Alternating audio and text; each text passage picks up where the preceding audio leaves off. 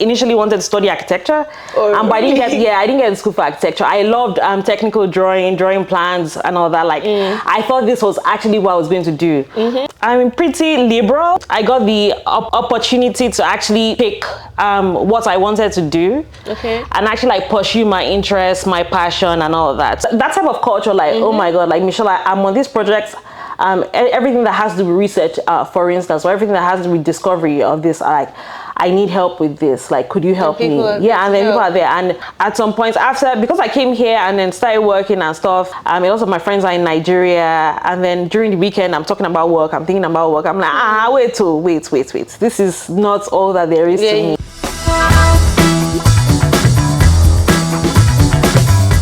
Hi, you're welcome to another episode of Lekki to London, a series where I have conversations with Nigerian designers who are now living and working in Europe. On today's episode, I have a very special guest. She's a designer who I've known since when I lived in Lagos, and now she lives in London and works at checkout.com. She also moonlights as an artist, and I'm really excited to be having her on the show today. Everyone, let's meet Gbemi. Hi Gbemi, how are you? Hi, thanks Michelle, thanks for having me. It's good to see you. You look so good. How are you doing? How has today been? Today has been good actually. Pretty chill day for me, to be honest. I do not have anything planned this weekend. Oh, actually, I might go to see an exhibition at Tate sometime today, but really chill weekend, how I love it to be.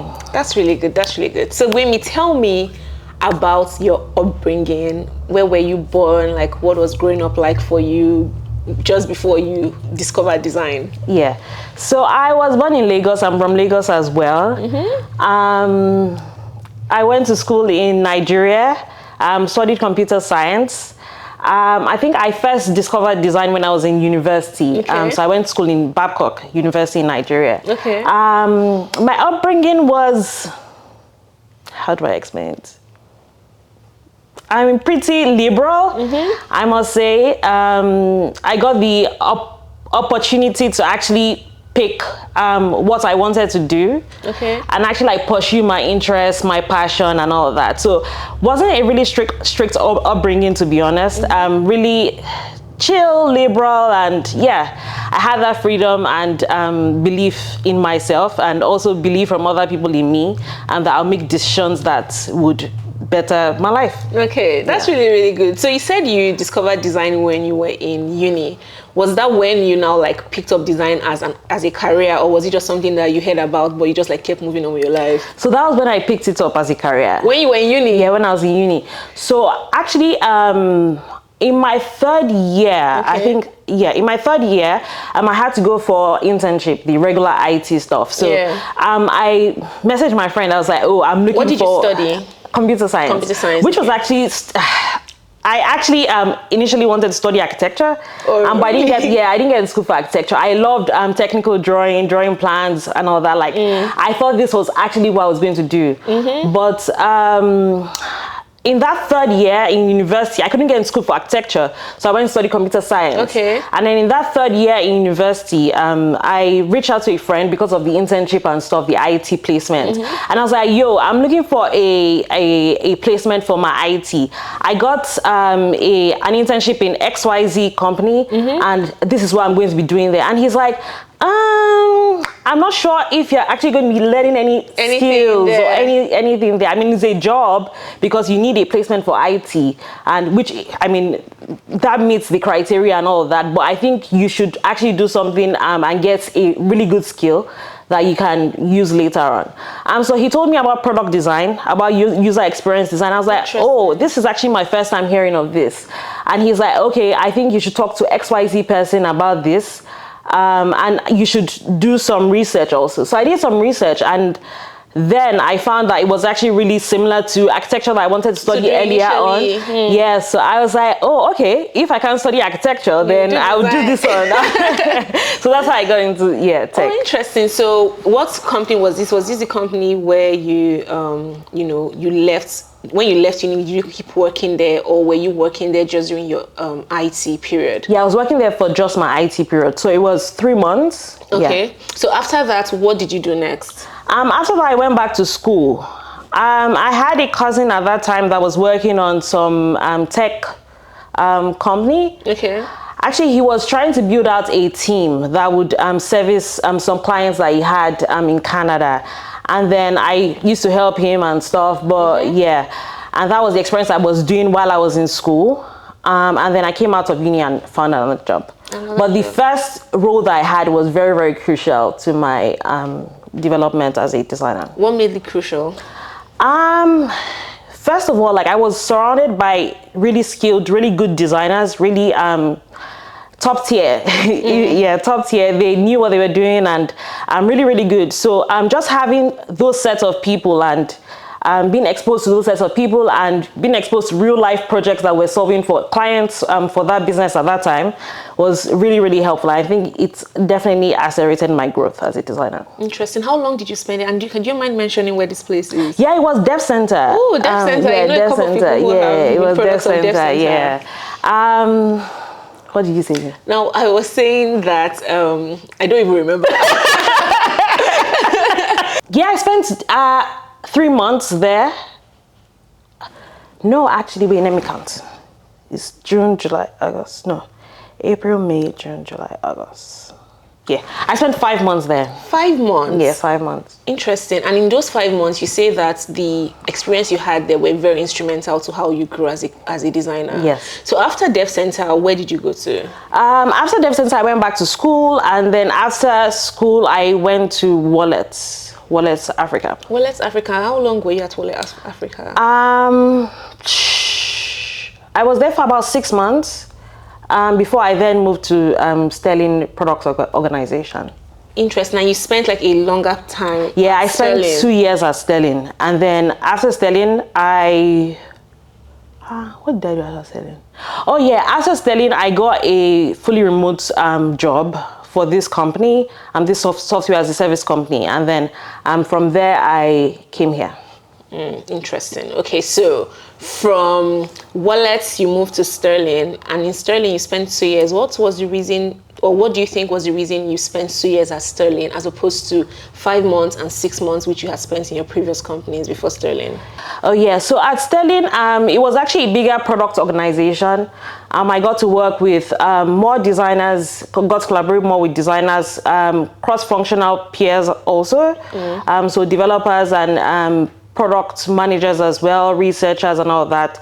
So I think for me, working at Sterling was a big organization. I thought maybe I could also have more impact as well. Yeah, definitely. And due to some other personal reasons as well, like location, going to the office and all that from my house, and with Lagos traffic and all that. Course. Yeah. So having to go all the way to Lekki at that time to Wallets was a really long distance actually. And then Sterling was closer to home, and it was also offering more benefits for me as well. So I moved to Sterling. That's really good. And then you now started working remotely for an organization. Yes. How did you get that job? This was also through the same person that helped me get into tech. Really helped you. He's an angel, I must say. Really good. I think I think people are brought into your life for certain reasons. Definitely. And this particular person was brought into my life to be a helper. Because I mean, they're playing their role. Yeah. So this was right before COVID. Actually, I was searching. Actually, I wanted to come to the UK at that time. So I was trying to look for more opportunities that would offer like visa sponsorship and all that, and then come to the UK because my boyfriend at that time was here. But yeah, I didn't get one. I didn't get one to sponsor me to the UK at that time. But I got the fully remote job. So I'm like, okay, maybe this is the next thing for me. And then COVID happened, which was good. Like, I mean, not good actually. Not good. But COVID happened at that same time that I was also going to be working fully remotely. So I didn't have to be going to the office. It was like a new, era. Yeah. So it was different. I had to like invest in like lightning lights for having meetings in the evenings. I had to set up a proper work station. Yeah. And it was different. Also internet. yeah, that's something that I battled with a lot. Like, we can't hear you. Like, Gbemi, we can't really see you. Can you hear us? Like, and those things like that. So, yeah, those were things I now had to do while working for that remote organization. I like that you already mentioned some of the challenges that you faced while working for the remote company. But I want to know what were the things that you experienced that made you, that kind of made your career different with the remote company. So working with them, what was the work culture like, or what was your day-to-day like that kind of shaped the kind of designer you are right now? Yeah, so I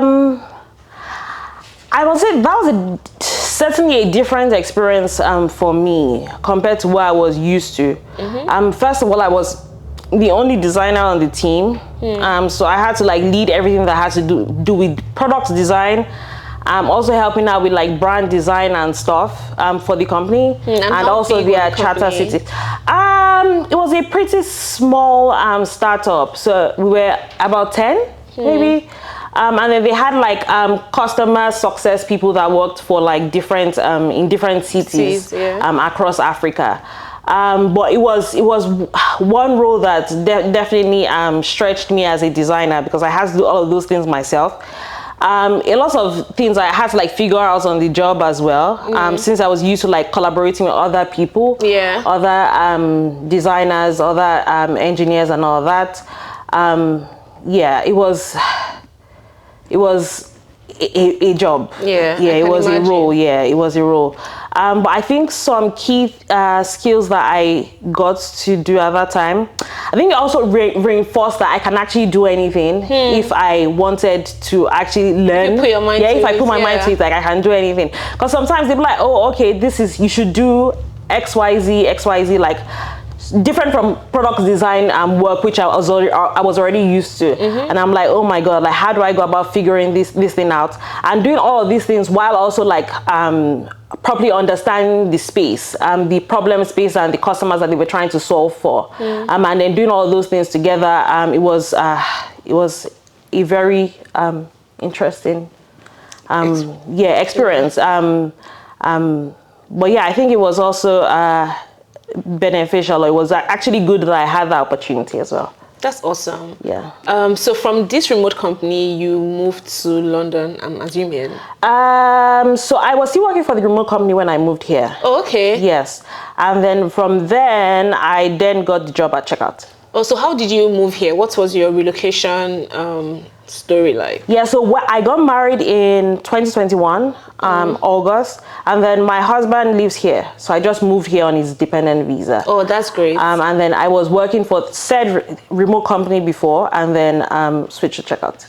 So how did you get the job at Checkout? I'm sure you like did interviews and you had to like prepare your portfolio, but what were the key things that you paid attention to when trying to get this new job in the UK? Yeah, I think something, because I was applying to a lot of jobs, and I mean, I was presenting like the same case study, usually like in the process you have like case study presentation and stuff where you walk through a particular product that you've worked on in the past.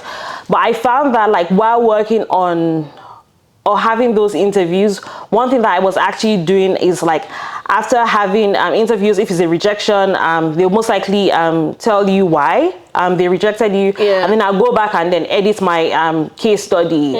So you were implementing the feedback. I kept refining it until I got this job, which is something that I actually learned. I mean, it was a huge bummer that I didn't get those previous jobs, but thinking about it now, I'm like, oh, okay, these are things I can do better. This is feedback that I've gotten, and I was able to improve the case study presentation, also highlighting things that I thought that I may have skipped initially, so that was really helpful.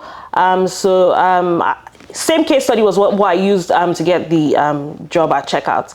I think the other thing is like portfolio, having a really good portfolio with most of the products that you've worked on in the past. I think something that I did was like try to have a variety with different products. One might be fintech, one might be social services or software as a service. One might be on mobile, one might be on to show like your different the variety of experience I've had working on different products. So I thought that was helpful as well. What other thing? Referrals also help. Referrals help, at least like puts you in the door. But I think the main thing is actually not giving up and just continuing. You find a job that best fits you, and then when you get it, you know the reason why that you had to wait that long. That's a really, really good point. I like that you said how when you were applying for the jobs and doing the interviews and they will give you rejections, you will take the feedback in the rejection and implement it. Yeah. A lot of the time when rejection comes, so I hear people say, oh, you know what? I got the email, but I've not even opened the email. And I'm like, open the email now. But we'll see what is inside. I applied for so many jobs that I knew how a rejection email will start. So they'll most likely say on the title, updates about your job application to XYZ company. So I just these ones are coming in. I shall read the reasons why. But also I had like some really negative experiences as well. Like practicing for my last final interview, the big interview day that I have with multiple people. They sent me an email like 3 days before that. Oh my God, we're sorry, we have to cancel because we found somebody else. 3 days. 3 days before. Oh my God, something like that. And then it's like 3 days before, and I was like, I've moved every important thing in my life to the back burner just so that I can actually feel this. Like after doing the first 3 stages, it's not the final stage. They're telling me you found somebody else. But I mean, there are some horrible experiences that I've had before. But I mean, there'll always be those. Yeah, definitely. So next, I would like to know, is how your work differs at Checkout compared to the previous experiences you've had. And now you've had like different sort of experiences. You've worked at Dev Center, you've worked at a bank in Nigeria, you also worked at a remote company, and then now you're working at a fintech in London. What's the work culture difference like for you in these different parts? In terms of work culture, I would say that this might be subjective. Because I mean, people have different experiences and all that, but the work culture like here with the company I currently work is certainly different in a positive sense from all past experiences that I've had. So it's a more healthy environment. That's great. And then people there are good. I think when going to any company, the first thing you actually look out for is like the people. They are the ones that shape the organization, like their values and all of that. If they are terrible people, then your experience there, no matter how good of a company it is, your experience most likely be very shitty. So my experience here has been really good in that sense. Like I have really nice coworkers that are very much skilled in different areas of design. Some are really good at research, some are really good at motion design, interaction design and all of that, product design thinking and doing all that, desk research, discovery and stuff. And then having like that variety of people with like different things that they are really interested in and are really good at has also been very helpful. So you know who to meet when you need help with XYZ. So it's that type of culture, like, oh my God, like Michelle, I'm on this project, everything that has to do with research, for instance, or everything that has to do with discovery of this, like, I need help with this, like, could you help me? Yeah, and then people are there. And it's not stuff that would reflect on your performance review. Like, oh, Michelle didn't know how to do discovery of this project here. Stuff like that. That's so really key. So it feels safe to it's ask very for safe. Help. Yeah. And I think that also is because the leaders there are also like similar in that sense. Like everyone is chill. We are just here to contribute to the success of the product, achieve the company's goals and objectives and all that. But with that, in terms of like the products that I work on, the difference between what I'm working on here now and then what I have worked on in the past is like the scale. So I'm not working on an entire product here. Whereas in Nigeria, like I would take the one product, two products. I'm working on two different products. Doing everything for those things. So I'm doing everything for those things, and then often trades off on the quality of the work that you are also delivering also. But here is different. Like I'm just working on a particular feature, and in that feature, there might be two of us working on it, or I might just be working on a sub section of a larger feature, which might seem like smaller work, but you also, since you're focused on that small work, then you have to really deliver, and there's so many things that goes into it. So I'd say that's the difference in terms of like culture, and then in terms of like the products that I work on here. That's really amazing. So what do you say is your typical evening like after work? After work, I will shut my laptop. And take a deep breath. That shutting of the laptop is very difficult. But a lot of people don't know how to do it too. You will see people working and they are done for the day. The laptop is just there open. Reading time. Shut my laptop and take a deep breath. No, but actually what I do is like, one thing I'm actually trying to do is at the end of the day, I have like a mini retro that I talk about, think about myself, or just journal and write how the day went, what I learned, or today, if there's anything at all. What I could achieve that day, because not every day is going to be like 100%. So what I achieved that day, or what I did not, and what I want to carry over to the next day, which is fine. And then at the end of the week too, I try to do that as well. Like, what am I carrying over to the next week? I found out that sometimes I just get anxious of like, oh my God, today, or is a new week, like I'm just anxious for nothing. And then actually like journaling that and writing that down has been so really helpful. Because it helps you like see like, what's there or what's not there. Yes, it's like, what are you anxious about? Why are you having Monday anxiety? Yes, tomorrow will come that way. So it's like so I might just try to like journal that, and that also gives me clarity on what to focus on that week, or what might be coming and stuff. So typical evenings are like that, and then I want to know, when do you do your painting? Oh yeah, usually during weekends. They're so beautiful, by the way. Yeah, thank you. Oh, you should get one for your space. They're really good. But moving here, I think when I moved here, I kept asking myself, like, what am I going to do outside of work? Because it's nice to have like hobbies outside of work that you do, so it can actually like balance your work and your hobbies and your work-life balance.